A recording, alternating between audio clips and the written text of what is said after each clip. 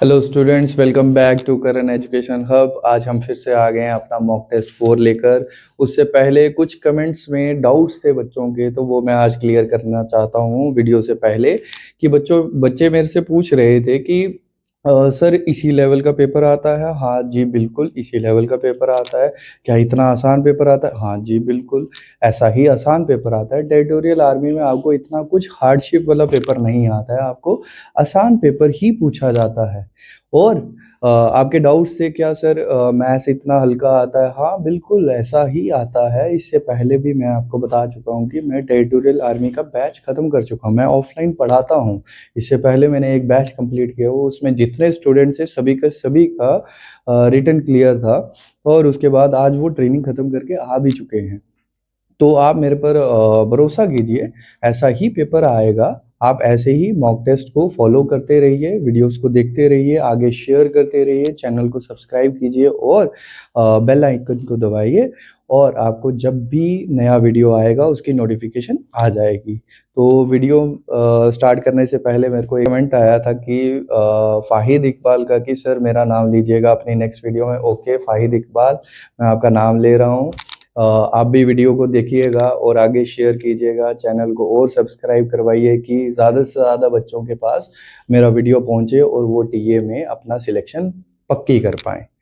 Okay, चलिए start करते हैं mock test. First question general knowledge का आपसे पूछा गया, who was the first Indian governor general of independent India?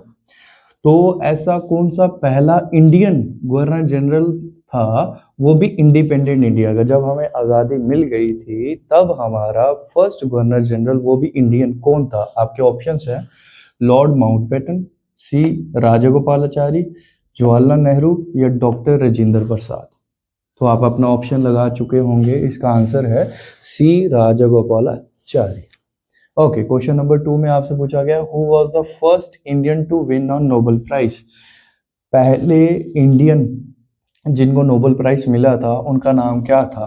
तो आपके ऑप्शन है सीवी रमन, बी रविंद्रनाथ टैगोर, सी अमर्त्य सेन, डी हरगोविंद खुराना। तो आप अपना ऑप्शन लगा चुके होंगे, इसका आंसर है रविंद्रनाथ टैगोर।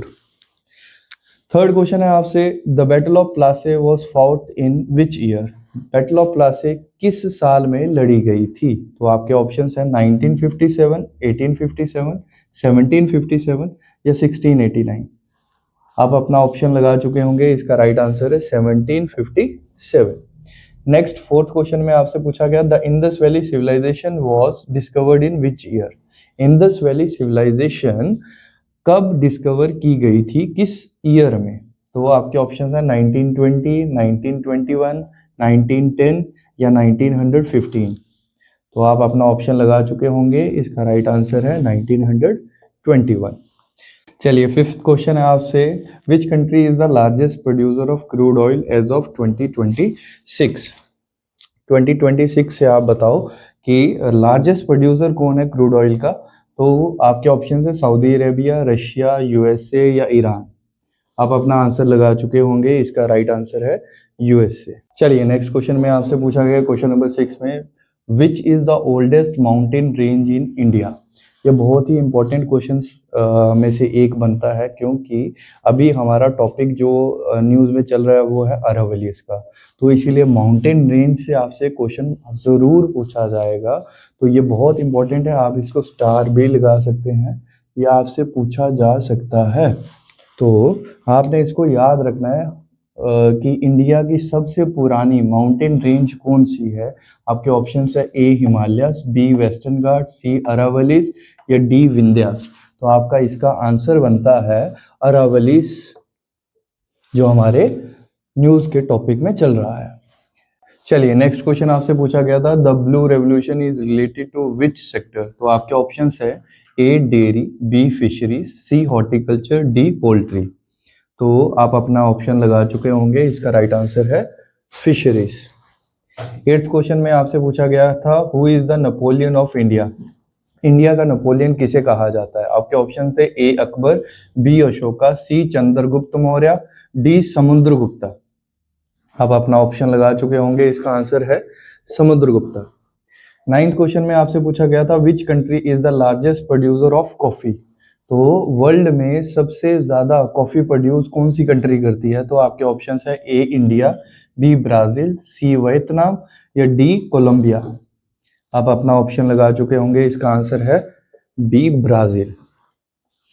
10th क्वेश्चन में आपसे पूछा गया who was the architect of Indian constitution. हमारे इंडियन कॉन्स्टिट्यूशन का आर्किटेक्ट मतलब वो कौन सा बंदा था जिसने इंडियन कॉन्स्टिट्यूशन बनाया था, जिसको हम फादर ऑफ इंडियन कॉन्स्टिट्यूशन भी बोलते हैं।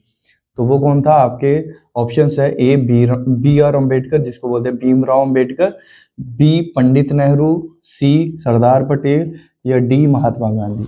आप अपना ऑप्शन लगा चुके होंगे, आपका आंसर है भीमराव अम्बेडकर। 11th क्वेश्चन में आपसे पूछा गया where is the headquarter of WTO। WTO है आपका world trade organization. World trade organization का हेडक्वार्टर कहाँ पर है? आपके ऑप्शंस है A Geneva, B Washington DC, C London, D New York. तो आपका राइट आंसर है ए जिनेवा। नेक्स्ट में आपसे पूछा गया था what is the currency of south Africa. South Africa की करेंसी क्या है? आपके ऑप्शंस है ए रैंड, बी दिनार, सी डॉलर, डी यूरो। तो आपका राइट आंसर है इसका ए रैंड। ओके, 13th क्वेश्चन में आपसे पूछा गया which Indian state shares it's boundaries with China, Nepal and Bhutan. ऐसी कौन सी इंडिया की स्टेट है जो चाइना के साथ भी अपनी बाउंड्री शेयर करती है, नेपाल के साथ भी करती है और भूटान के साथ भी शेयर करती है? आपके ऑप्शंस है ए असम, बी सिक्किम, सी अरुणाचल प्रदेश, डी यूपी। तो आपका इसका राइट आंसर है सिक्किम।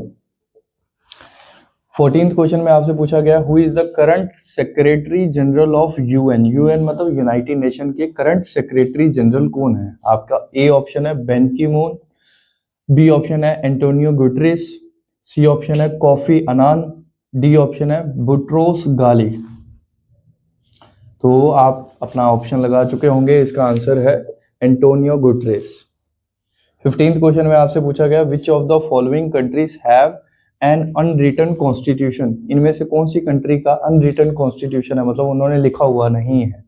तो आपके ऑप्शंस है A USA, B UK, C Iran, D Pakistan. तो आप अपना ऑप्शन लगा चुके होंगे, इसका आंसर है यूके, यूनाइटेड किंगडम।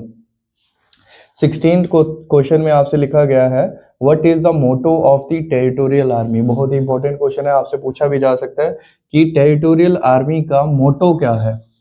ठीक है, तो ए ऑप्शन है आपका वैल्यूर एंड करेज, बी ऑप्शन है वैल्यूर एंड विजडम, सी ऑप्शन है विजिलेंस एंड वैल्यूर या डी ऑप्शन है वैल्यूर एंड ड्यूटी। आप इसका ऑप्शन लगा चुके होंगे, इसका राइट आंसर है vigilance and valour. 17th question आपसे पूछा गया who was the first women president of Indian National Congress. INC मतलब इंडियन नेशनल कांग्रेस। आपके ऑप्शंस हैं A Annie Besant, B Sarojini Naidu, C Indira Gandhi, D Vijayalakshmi Pandit. आप अपना ऑप्शन लगा चुके होंगे, इसका राइट आंसर है ए एनी बेसेंट। क्वेश्चन नंबर 18 में आपसे पूछा गया है quit India movement was launched in which year. Quit India movement कब लॉन्च किया गया था? आपके ऑप्शंस हैं 1920, 1930, 1942, 1947। इसका राइट आंसर है 1942। 19th क्वेश्चन में आपसे पूछा गया which planet is known as red planet. अब रेड प्लेनेट किस प्लेनेट को कहा गया है? आपके ऑप्शन है A Mercury, B Venus, C Mars, D Earth. अब अपना राइट आंसर लगा चुके होंगे, इसका राइट आंसर है सी मार्स। 20th क्वेश्चन में आपसे पूछा गया Neeraj Chopra is associated with which sport. Neeraj Chopra कौन से स्पोर्ट के साथ रिलेटेड है? ए ऑप्शन है आपका जेवलिन थ्रो, बी क्रिकेट, सी शूटिंग, डी फुटबॉल। आप अपना ऑप्शन लगा चुके होंगे, इसका राइट आंसर है जेवलिन थ्रो। नेक्स्ट आपसे पूछा गया what is the SI unit of electric charge. Electric charge का SI यूनिट क्या है? आपके ऑप्शन है कूलम, वॉट, वोल्ट, जूल। तो आप अपना ऑप्शन लगा चुके होंगे, इसका राइट आंसर है कूलम। चलिए नेक्स्ट आपसे पूछा गया है which type of mirror is used in rear view mirrors in vehicles. जब हम गाड़ी चलाते हैं तो ड्राइवर साइड पे जो रियर व्यू मिरर होता है और को ड्राइवर के साइड पे भी जो रियर व्यू मिरर होता है जिसे हम पीछे देखते हैं, तो वो कौन सा मिरर लगा होता है? आपके ऑप्शन है कनकेव, कन्वेक्स, प्लेन या पैराबोलिक। तो आपका राइट आंसर है convex mirrors.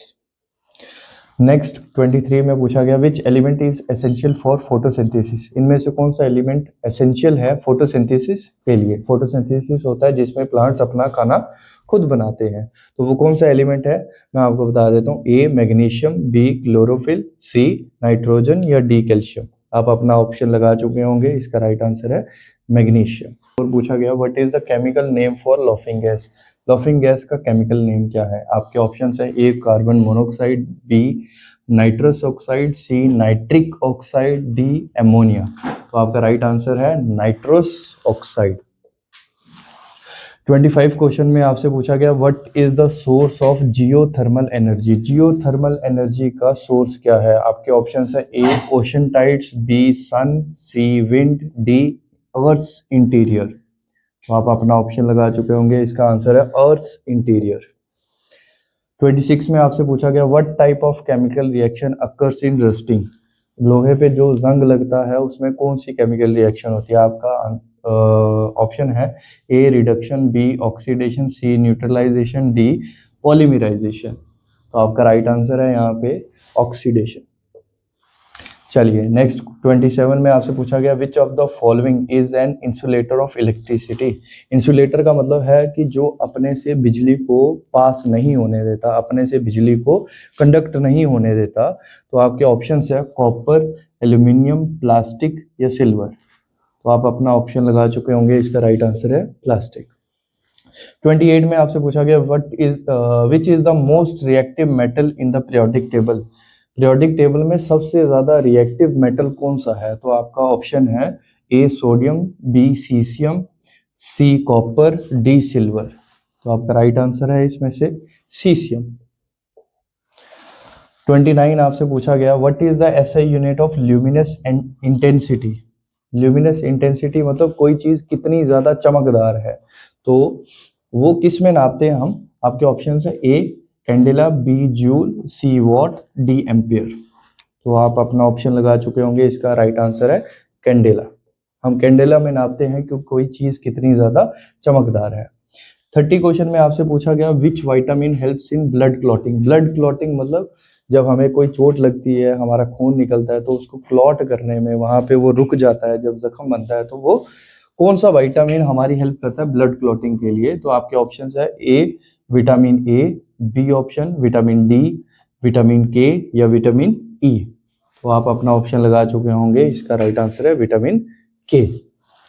Scientific name for the study of fungi. Fungi की स्टडी का साइंटिफिक नेम क्या है। तो आपका ऑप्शन है ए बॉटनी, बी ज़ूलॉजी, सी माइकोलॉजी, डी फाइकोलॉजी। तो आप अपना ऑप्शन लगा चुके होंगे, इसका राइट आंसर है mycology. Study of fungi is called mycology. 32 में आपसे पूछा गया which organ in the human body produces bile juice. आपके बॉडी में ऐसा कौन सा ऑर्गन है जो बाइल जूस सिक्रीट करता है, जो बाइल जूस पैदा करता है। तो आपके ऑप्शंस है A stomach, B pancreas, C liver, D kidney. तो आप अपना ऑप्शन लगा चुके होंगे, इसका राइट आंसर है लीवर। 33 में आपसे पूछा गया which gas is release during the burning of fossil fuels.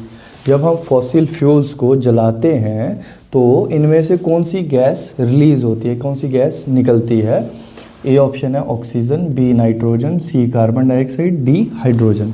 तो इनमें से कौन सी गैस निकलती है, आप अपना ऑप्शन लगा चुके होंगे, इसका राइट आंसर है कार्बन डाइऑक्साइड। 34 में आपसे पूछा गया what is the atomic number of oxygen. Oxygen का एटॉमिक नंबर क्या है। जैसे सबसे पहले हाइड्रोजन आता है, helium, lithium, beryllium, boron, carbon, nitrogen, oxygen कौन से नंबर पे आया, 8 नंबर पे आया। तो आपका राइट आंसर 8 है। 35 में आपसे पूछा गया what causes tides in the sea. समुद्र में जो बड़ी बड़ी लहरें उठती हैं उसका क्या कारण है। तो आपके ऑप्शंस है विंड हवा, B gravitational pull of the moon, gravitational होना चाहिए, gravitational pull of the moon, C rainfall, D earthquake. तो एक तो हवा, दूसरा ग्रेविटेशनल पुल की मतलब जो चांद है वो भी धरती को अपनी तरफ खींचता है, उसकी वजह से ही ये लहरें उठती हैं। तीसरा है बारिश की वजह से, चौथा है भूकंप आने की वजह से।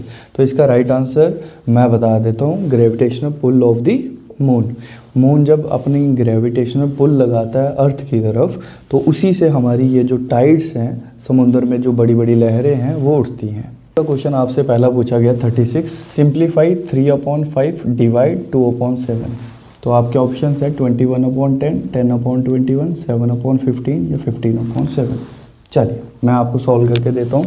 इसको कैसे सॉल्व करेंगे, मैं यही 3/5 का 3/5 लिखूँगा। अब जब भी ऐसा क्वेश्चन आए, डिवाइड को आप मल्टीप्लाई में चेंज करो। जब भी हम डिवाइड से मल्टीप्लाई में चेंज करते हैं, जो भी फ्रैक्शन दिया होता है, फ्रैक्शन न्यूमरेटर अपॉन डिनोमिनेटर, 2/7 दिया हुआ है, ये उल्टा हो जाता है तो क्या हो जाता है, 7/2। यह आप हमेशा याद रखना, डिवाइड से जब हम मल्टीप्लाई में चेंज करते हैं तो फ्रैक्शन क्या हो जाता है, उल्टा हो जाता है। तो अभी यहाँ से कटता कुछ भी नहीं है, या तो हम ऊपर नीचे काट सकते हैं या तो हम क्रॉस में काट सकते हैं। कटता कुछ भी नहीं है तो मैं सीधे सीधे मल्टीप्लाई करूँगा, सीधे सीधे सिर्फ मल्टीप्लाई होता है। 3 × 7 21 और 5 2 का 10। तो मेरा चुटकियों में आंसर आ गया क्या, 21/10। कौन सा ऑप्शन, ए ऑप्शन। चलिए सेकंड क्वेश्चन में मेरे से क्या पूछा गया, if the length of a rectangle is 5 centimetre, it's breath is 13 centimetre, find its area. आपके ऑप्शन है 18 centimetre square, 20 centimetre square, 65 centimetre square या 26 सेंटीमीटर स्क्वायर। तो मेरे को लेंथ दिया गया है किसी रेक्टेंगल का, इफ़ मतलब अगर किसी रेक्टेंगल का लेंथ जो है वो 5 सेंटीमीटर है, विड्थ मतलब ब्रेथ जो है उसका कितना है 13 सेंटीमीटर, तो उसका एरिया बताओ। तो आपको एरिया पता होना चाहिए, एरिया ऑफ रेक्टेंगल किसके बराबर होता है, लेंथ मल्टीप्लाई बाय ब्रेथ। तो लेंथ कितना है 5 और ब्रेथ कितना है 13, तो 5 मल्टीप्लाई बाय 13 कितना होता है 65 सेंटीमीटर स्क्वायर। तो मेरा कौन सा ऑप्शन, यहाँ से सी ऑप्शन। चलिए नेक्स्ट आपसे पूछा गया, अ train running at a speed of 72 kilometre per hour. आपको बोला गया एक रेलगाड़ी है जो दौड़ती है कितनी स्पीड से, 72 किलोमीटर पर आवर की स्पीड से, क्रॉस करती है एक पोल को, एक खंभे को इन 9 सेकेंड्स, 9 सेकेंड में, find the length of the train. तो बताओ उस ट्रेन की लंबाई कितनी होगी। तो इसको करने के लिए मैं थोड़ा सा यहाँ से साफ कर लेता हूँ, आप इसको लिख चुके होंगे। तो इसको समझने के लिए यहाँ पे देखो, अब जैसे मैं एक ट्रेन बना लेता हूँ, मान लो कि ये एक ट्रेन है, अब बनी तो नहीं है, अब मान लो कि ये एक ट्रेन है, इसने इस पोल को क्रॉस करना है। तो जब भी इसका टाइम शुरू होगा तो ये यहाँ से घुसना शुरू करेगी, तभी तो इसका टाइम शुरू होगा, ठीक है। तो इसका टाइम ख़त्म कब होगा, जब यहाँ से पूरी की पूरी ऐसे गुजर जाएगी।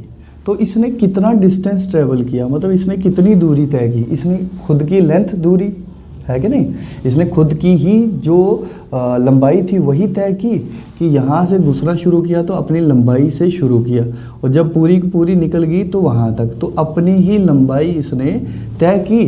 तो मेरे को क्या निकालना है, डिस्टेंस निकालना है। क्या निकालना है, डिस्टेंस निकालना है। डिस्टेंस किसके बराबर होता है, स्पीड मल्टीप्लाई बाय टाइम। अब मेरे को स्पीड दी गई है और टाइम भी दिया गया है। स्पीड मेरे पास कितनी है 72, पर ये किस में है, किलोमीटर पर आवर में है। टाइम किस में, सेकंड्स में। यहाँ पे हमारी गलती हो जाती है, ठीक है। तो आपका जो टाइम है सेकंड्स में, तो इसको भी मीटर पर सेकंड में करो। ये याद रखना, जब भी किलोमीटर पर आवर से मीटर पर सेकंड में जाओगे तो आपको मल्टीप्लाई करना पड़ता है किससे, 5/18 से मल्टीप्लाई करना पड़ता है।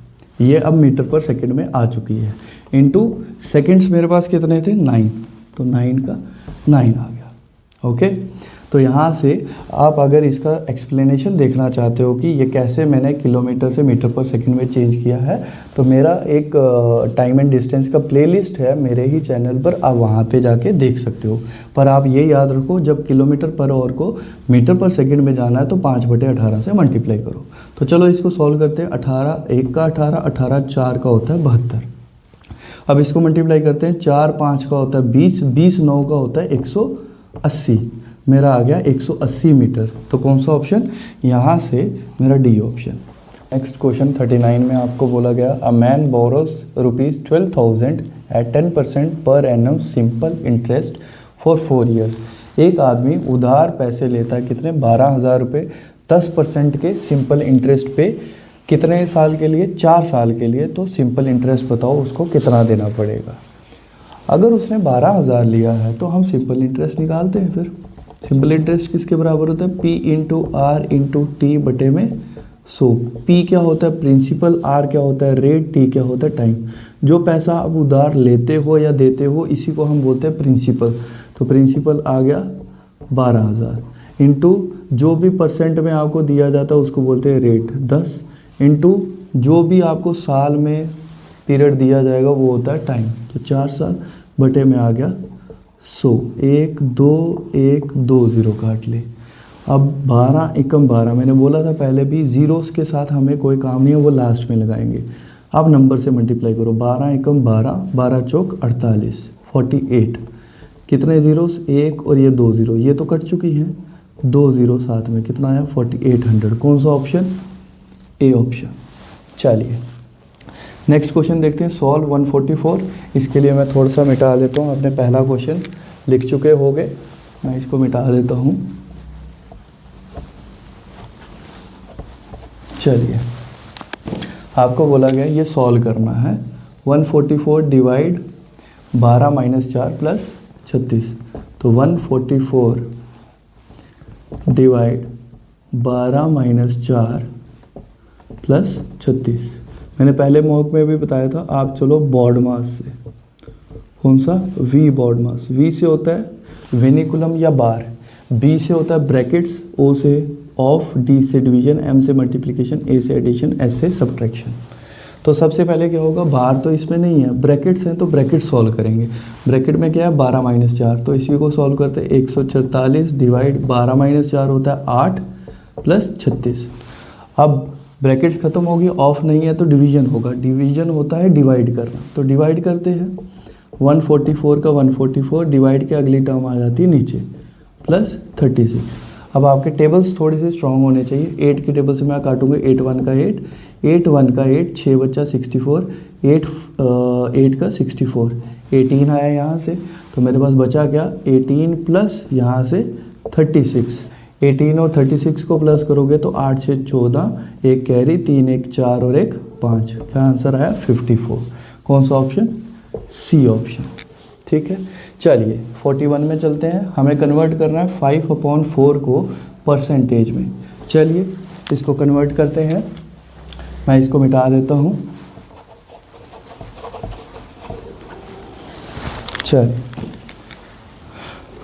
5/4 को कन्वर्ट करना है जब भी मेरे को परसेंटेज में, तो आप ये याद रखो कि जब भी हम परसेंटेज में चेंज करते हैं तो मल्टीप्लाई करते हैं किससे, 100% के साथ, क्योंकि कोई भी चीज़ 100% होती है। तो यहाँ से मैं काट सकता हूँ 4 1 का 4, 4 25 का होता है 100। अब 25 इंटू 5 कितना होता है 125% आ गया मेरे पास। तो कौन सा ऑप्शन, बी ऑप्शन। चलिए नेक्स्ट में चलते हैं। The sum of 2 numbers is 15 and their product is 56। Find the numbers. आपको बोला गया है 2 नंबर्स हैं जिनका सम का मतलब होता है प्लस करना। आप क्या करोगे, प्लस करोगे।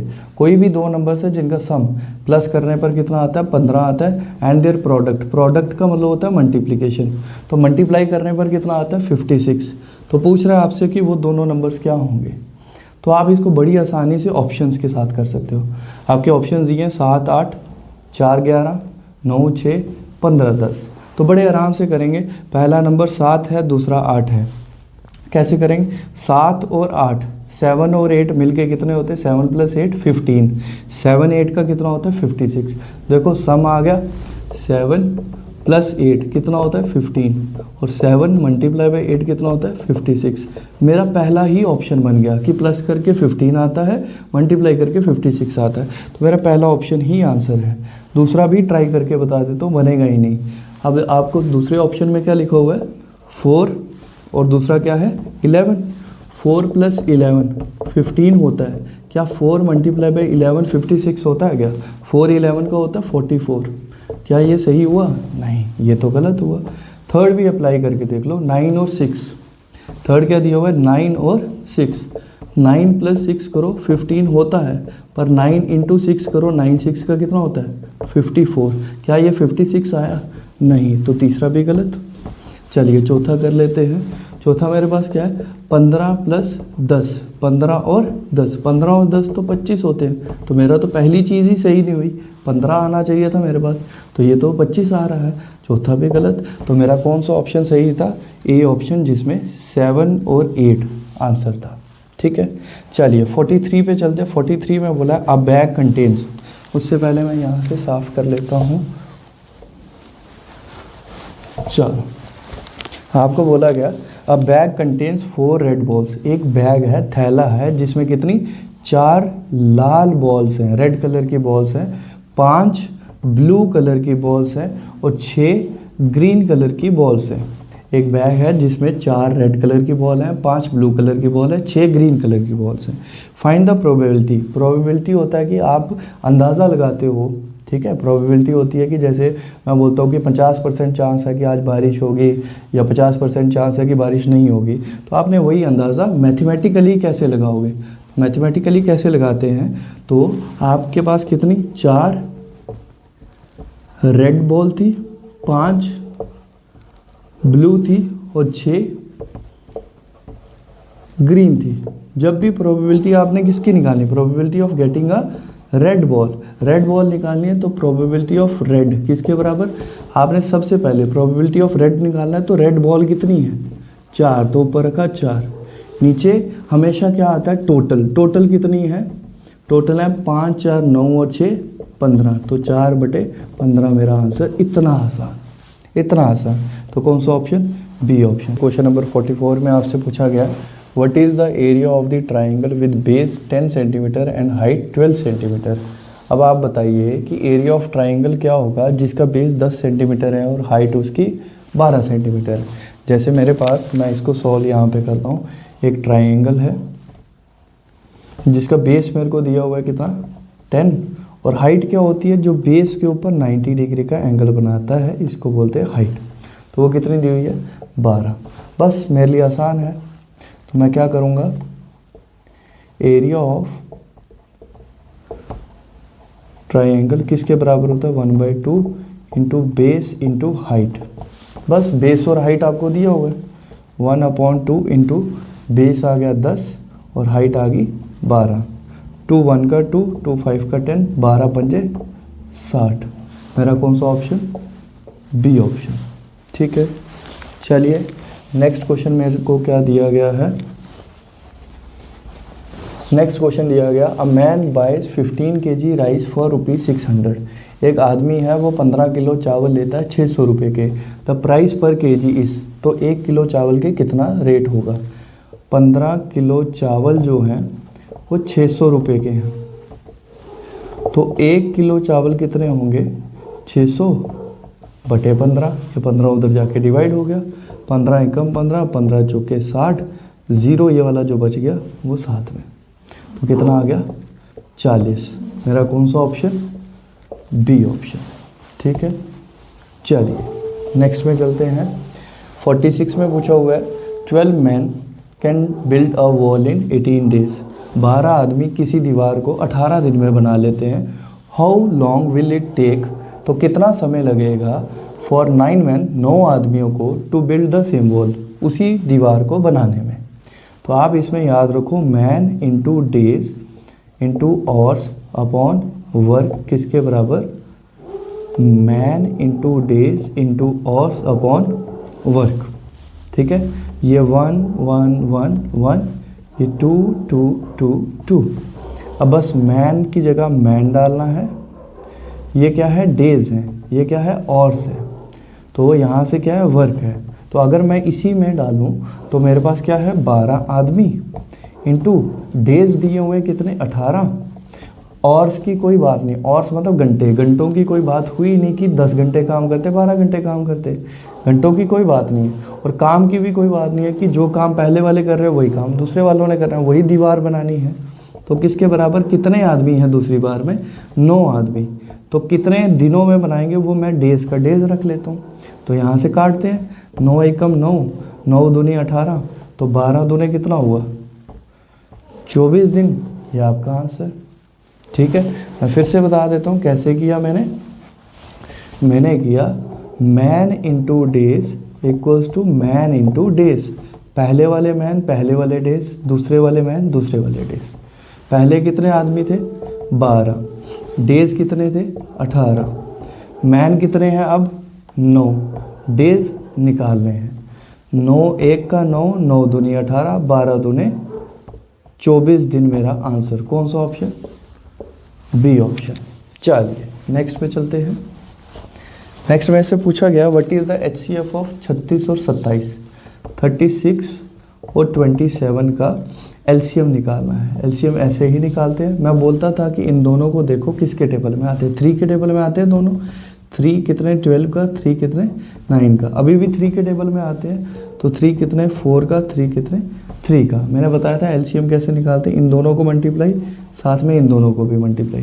तो 3 3 का 9, 9 4 का 36, 36 इंटू 3 कितना होता है 108, 108। कौन सा ऑप्शन से हैं, हमें दिया गया if the ratio of male to female is 7:8। अब मेल और फीमेल का रेशो दिया हुआ है 7:8 इन एन ऑफिस, एक ऑफिस में, एंड टोटल एम्प्लॉयज़ आर, उसमें टोटल एम्प्लॉयज़ कितने हैं 450। महिलाएं और पुरुष का रेशो दिया हुआ है 7:8 और उसमें टोटल एम्प्लॉयज़, टोटल कर्मचारी कितने हैं 450। तो बताओ total number of females, female कितनी होंगी, महिलाएं कितनी होंगी। तो मेल और फीमेल का रेशो दिया हुआ है कितना 7:8। तो मैंने बताया था जब भी रेशो में बांटते हैं तो इसको पार्ट्स में रखते हैं, 7 पार्ट 8 पार्ट। तो पुरुष के कितने पार्ट 7, महिलाओं के कितने 8। अगर पुरुष और महिलाएं, मेल और फीमेल दोनों मिला लेता हूँ, दोनों को प्लस कर लेता हूँ, तो टोटल कर्मचारी, टोटल एम्प्लॉयज़ मिल जाएंगे मेरे को। 7 और 8 कितने 15 पार्ट का वैल्यू किसके बराबर 450 के। तो 15 1 का 15, 15 3 का 45, 0 साथ में। तो मेरे पास एक पार्ट का वैल्यू कितना आया 30 आ गया। अगर एक पार्ट का वैल्यू 30 है तो 8 पार्ट का कितना होगा। एक पार्ट मतलब एक पार्ट की वैल्यू कितनी 30, तो 8 पार्ट की कितनी होगी 8 मल्टीप्लाई बाय 30 कितना 8 3 का 24, 0 साथ में कितना आया 240, सी ऑप्शन। चलिए 49 में पूछा गया find the value of x, x का वैल्यू निकालना है हमने। 5x - 4 = 11, ये इक्वेशन दी हुई है, इसमें से x का वैल्यू निकालना है। तो हमारे पास क्या है 5x का 5x, जो चीज़ माइनस में है उधर जाके क्या होगी प्लस हो जाएगी, इक्वल टू के उधर जाएगी तो प्लस हो जाएगी। अगर प्लस में होती तो माइनस हो जाएगी, अगर डिवाइड में होता तो मल्टीप्लाई, अगर मल्टीप्लाई में होता तो डिवाइड हो जाता। तो मेरे पास माइनस में है, मैं प्लस में लिख लूँगा 11 + 4। तो मेरे पास आया 5x = 11 और 4 15, 5 1 का 15, 5 3 का 15, x मेरे पास आया 3। तो कौन सा ऑप्शन, सी ऑप्शन। चलिए क्वेश्चन नंबर 50, लास्ट क्वेश्चन आ गया। अब चलते हैं, आपको बोला गया सिंप्लीफाई करके बताओ 8x + 7x। मैंने कल भी बताया था x + x वाले हो सकते हैं। तो 8 और 7 कितने हो गए 15। तो मेरे पास क्या आंसर आया 15x। कौन सा, सी ऑप्शन। चलिए आज यहीं तक था हमारा मॉक टेस्ट। ये 50 के 50 बहुत ही इंपॉर्टेंट क्वेश्चंस हैं, इनसे आप प्रैक्टिस कीजिए। मैं आगे भी डेली मॉक टेस्ट लेके आता रहूँगा। 18 जैन तक मेरे मॉक टेस्ट चलते रहेंगे।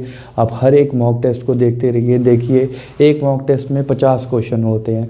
अब 18 जैन तक आपके 12 से 13 मॉक टेस्ट बन जाएंगे। अगर 12 मॉक टेस्ट भी रहे, हर एक में 50 क्वेश्चन है तो 600 क्वेश्चन हो जाता है। तो सोचिए आपका 600 क्वेश्चन अगर आप याद करके जाओगे तो आपके नंबर नहीं फंसेगा क्या, पक्का फंसेगा। हर एक क्वेश्चन अलग अलग मैं डालता हूँ और पुराने पेपर से निकाल के डालता हूँ, उसी जैसा डालता हूँ। तो आप अपना ये डाउट क्लियर कर लीजिए कि टेरिटोरियल आर्मी में मुश्किल आएगा, ये आएगा, कुछ नहीं है, ऐसा ही पेपर आएगा। ओके, आज के लिए इतना ही। जय हिंद, जय भारत।